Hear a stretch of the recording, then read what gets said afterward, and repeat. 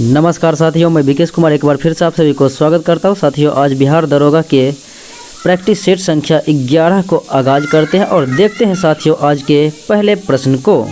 तो पहला प्रश्न इस प्रकार से है, हाल ही में प्रकाशित पुस्तक ब्यूटीफुल थिंग्स के लेखक तो ये हैं साथियों जो बाइडेन की पत्नी हंटर बाइडेन। अगले सवाल देखो, तो क्लैप स्वच्छता अभियान की शुरुआत किस राज्य सरकार द्वारा किया गया? तो ये साथियों क्लैप स्वच्छता अभियान आंध्र प्रदेश सरकार के द्वारा किया गया। अगला सवाल है, एटीपी कप 2021 का आयोजन कहाँ किया गया था? तो ये था साथियों ऑस्ट्रेलिया में, और ये टेनिस कप है और ये साथियों जीतने वाले खिलाड़ी हैं डेनियल मेडवेडेव। अगले सवाल को देखो, आर्थिक सर्वेक्षण 2020-21 के अनुसार विश्व में सबसे ज़्यादा प्रवासी किस देश के हैं? तो सबसे ज़्यादा प्रवासी जो हैं वो भारत के ही हैं, जो कि विदेश में रहते हैं और वो भी साथियों अमेरिका में।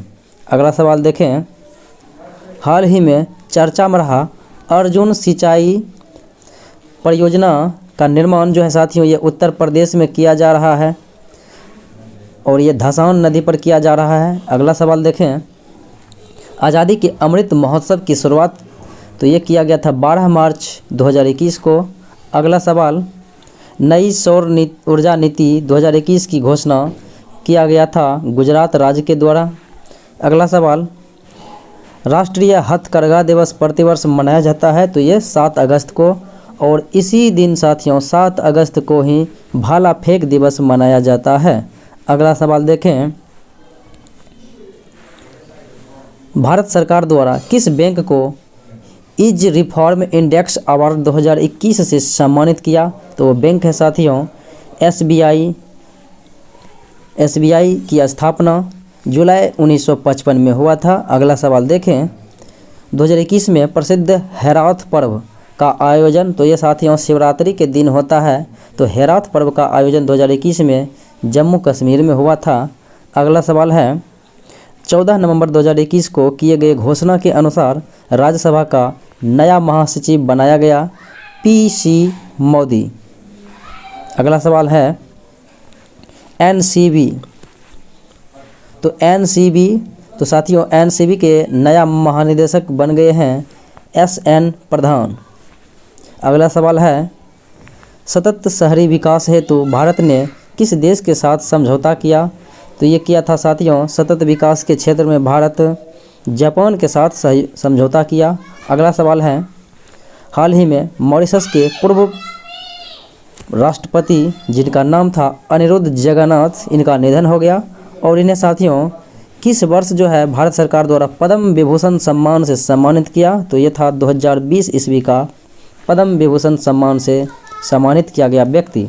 अगला सवाल है, वैश्विक आयुर्वेद महोत्सव 2021 का आयोजन ये केरल में किया गया था। अगला सवाल है, ओलंपिक खेलों में जिम्नास्टिक प्रतिस्पर्धा में जो है जज चुने जाने वाले पहले भारतीय बन गए हैं दीपक काबरा। तो साथियों दिए गए ऑप्शन में नहीं है तो होगा इनमें से कोई नहीं। अगला सवाल है, राइडर कप साथियों 2021 का विजेता तो ये विजेता था साथियों अमेरिका। राइडर कप जो है गोल्फ से संबंधित है।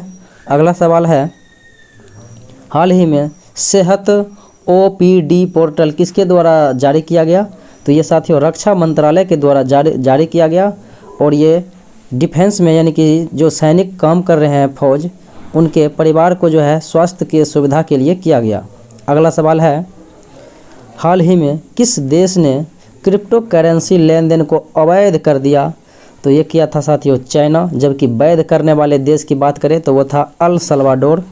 अगला सवाल है, 2021 में ला पेरोज संयुक्त नौसेना अभ्यास हुआ था तो ये किया गया था बंगाल की खाड़ी में।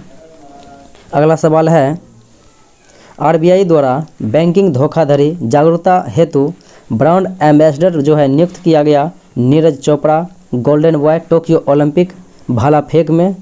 अगला सवाल है, वैश्विक जलवायु जोखिम सूचकांक 2021 में भारत का स्थान 7वां रहा था और साथियों ये जर्मन वॉच के द्वारा प्रकाशित किया जाता है ये सूचकांक। अगला सवाल है, सरकार द्वारा जारी सभी गांवों को ब्रॉडबैंड से जोड़ने का लक्ष्य रखा गया है 2022 ईस्वी तक। अगला सवाल है, किस राज्य सरकार ने गोरख धंधा शब्द पर जो है प्रतिबंध लगा दिया? ये हरियाणा सरकार के द्वारा लगाया गया। अगला सवाल है, भारतीय मूल की किस महिला को नासा के कार्यवाहक प्रमुख नियुक्त किया गया? तो ये थी भाविया लाल। अगला सवाल है, भारत सरकार ने देश में जो है हाथियों की संख्या में कमी को देखते हुए किस वर्ष हाथी परियोजना तो प्रोजेक्ट एलिफेंट की शुरुआत 1992 में किया गया, 1992 में, जबकि टाइगर प्रोजेक्ट 1973 में। अगला सवाल है,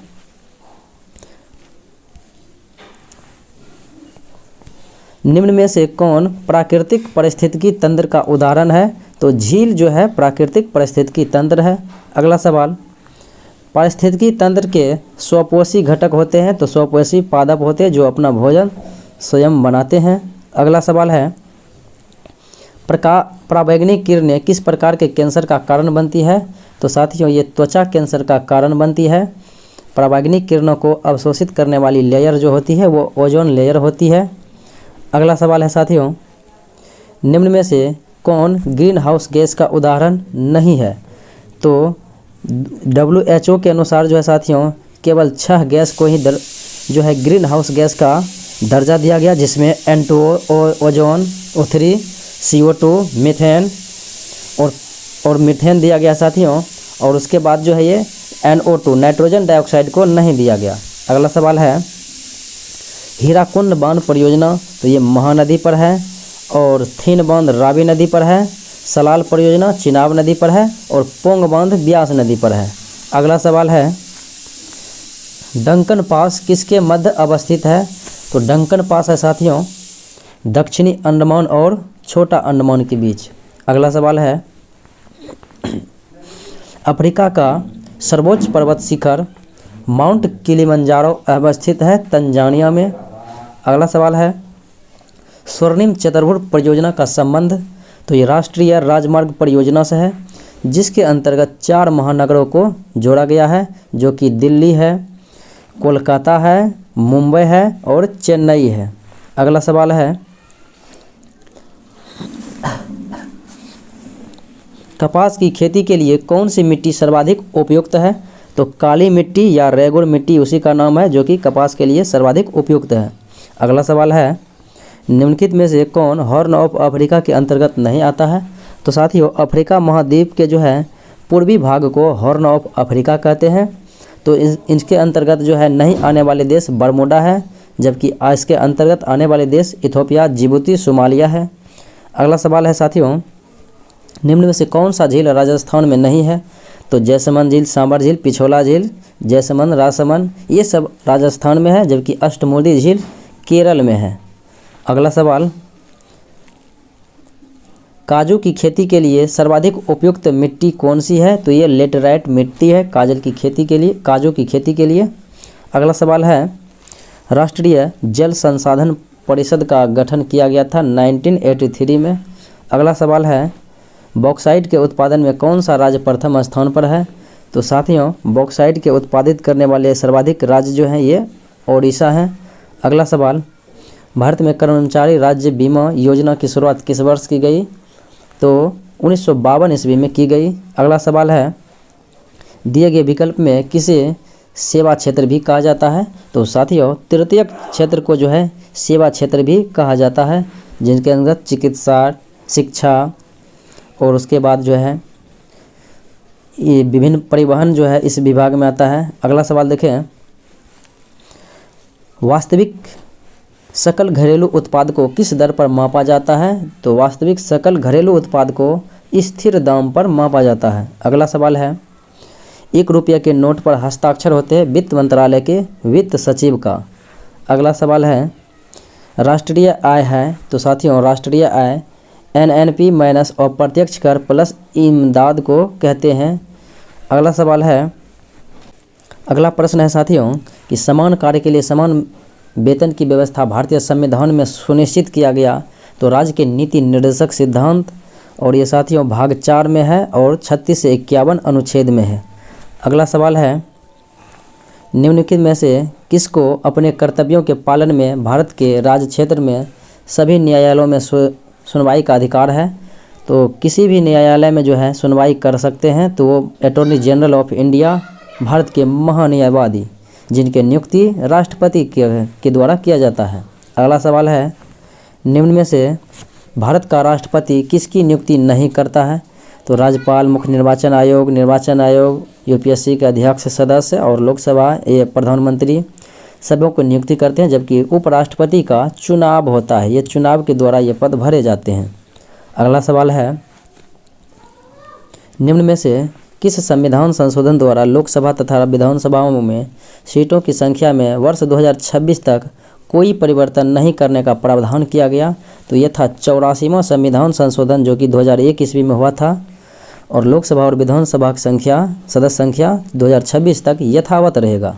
अगला सवाल, संविधान के किस अनुच्छेद के अंतर्गत जो है संघ की कार्यपालिका शक्ति राष्ट्रपति में निहित होती है? तो ये अनुच्छेद 53 में ऐसा कहा गया है, और अनुच्छेद 52 में राष्ट्रपति के पद के बारे में है, और अनुच्छेद 54 में राष्ट्रपति के निर्वाचन के लिए जो है निर्वाचक मंडल की व्यवस्था किया गया है, और साथियों अनुच्छेद 56 में राष्ट्रपति के कार्यकाल को बताया गया है। अगला सवाल है, एक वर्ष में कम से कम कितनी बार संसद की बैठक होनी चाहिए? तो साथियों कम से कम 2 बार जो है एक वर्ष में संसद की बैठक होना चाहिए। ये अनुच्छेद 85 के 1 में कहा गया है। अगला सवाल है, भारत में नया राज्य सृजित करने वाला विधेयक को पारित होना अनिवार्य है? तो नए राज्य को बनाने के लिए जो है जो संसद में विधेयक पारित होना चाहिए साधारण बहुमत द्वारा। अगला सवाल है, भारत में जो है पंचायती राज व्यवस्था का शिल्पी यानी कि वास्तुकार कहा जाता है बलवंत राय मेहता समिति, जो कि 1957 में गठित किया गया था, जो त्रिस्तरीय पंचायती राज का सुझाव दिया। जबकि संवैधानिक दर्जा जो है एल.एम. सिंघवी समिति 1986 ईस्वी में जो बना था, इसी के द्वारा संवैधानिक दर्जा दिया गया।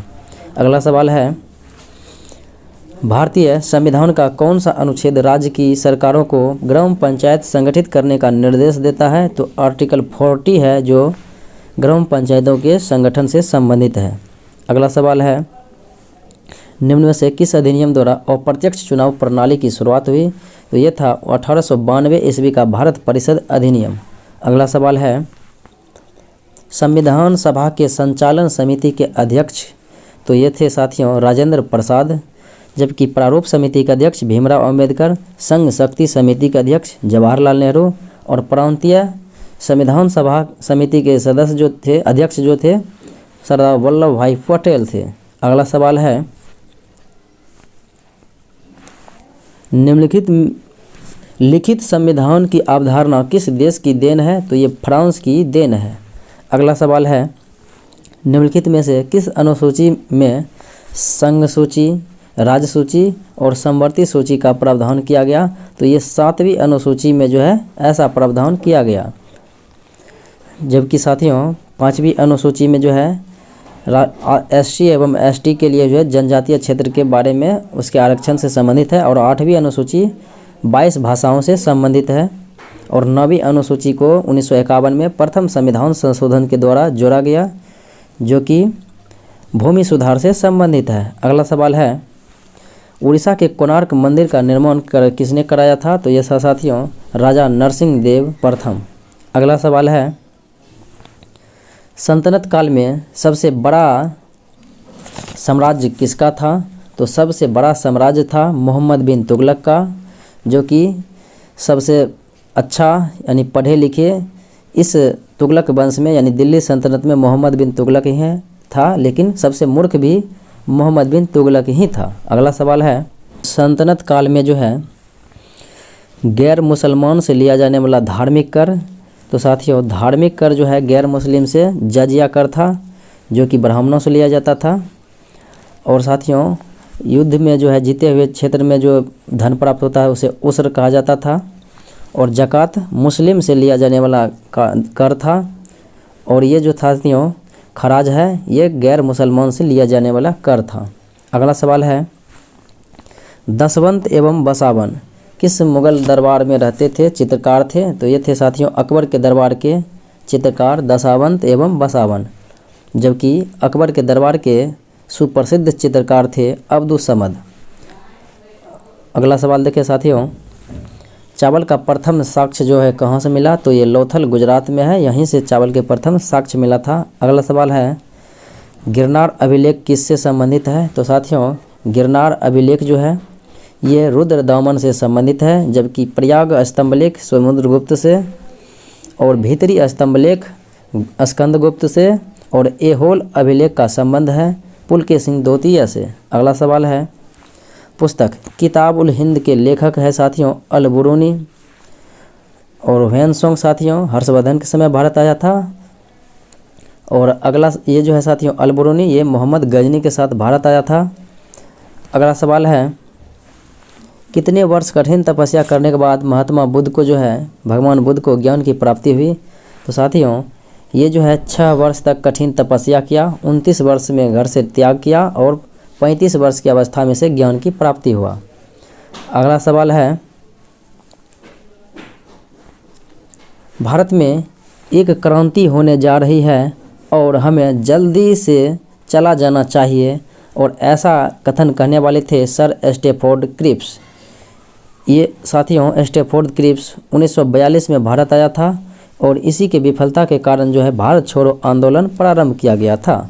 अगला सवाल है, महात्मा गांधी द्वारा चलाया गया प्रथम जन आंदोलन था असहयोग आंदोलन 1920। अगला सवाल, जबकि साथियों नमक आंदोलन 1930 में हुआ था।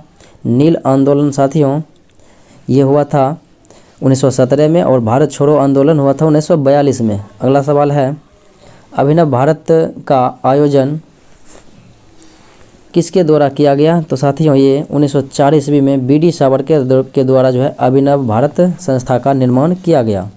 अगला सवाल है, प्रथम गांव में आयोजित होने वाला भारतीय राष्ट्रीय कांग्रेस का अधिवेशन कौन सा था और कब था? तो ये साथियों फैजपुर 1937 में हुआ था, और ये हुआ था साथियों इनके अध्यक्ष जो थे जवाहरलाल नेहरू थे। अगला सवाल है कि सुभाष चंद्र बोस को देश नायक की उपाधि दिया था? तो ये दिया था रविन्द्रनाथ टैगोर ने, जबकि साथियों सुभाष चंद्र बोस ने महात्मा गांधी को राष्ट्रपिता से संबोधित किया था। तूफानी हिंदू स्वामी विवेकानंद को कहा जाता था।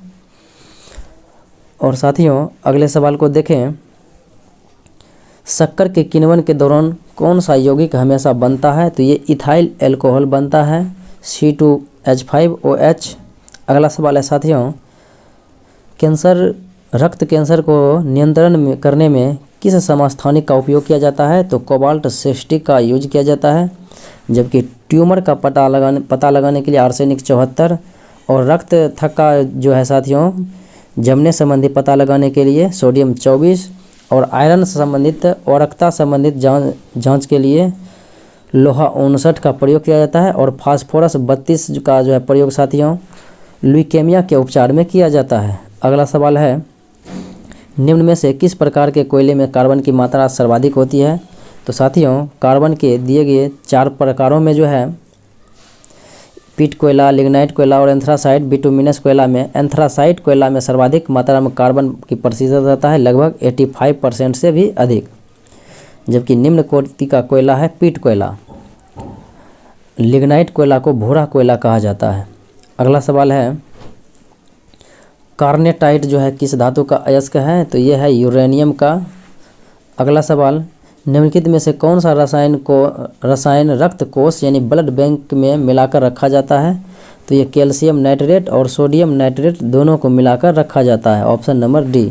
अगला सवाल है, निम्नलिखित में से कौन हरित गृह गैस नहीं है?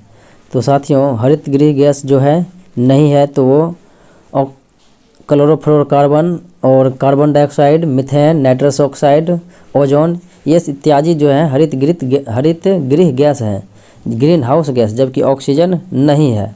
तो दुनिया में 6 ही ग्रीन हाउस गैस हैं। अगला सवाल है, दूरदृष्टि दोष में प्रतिबिंब कहाँ पर बनता है?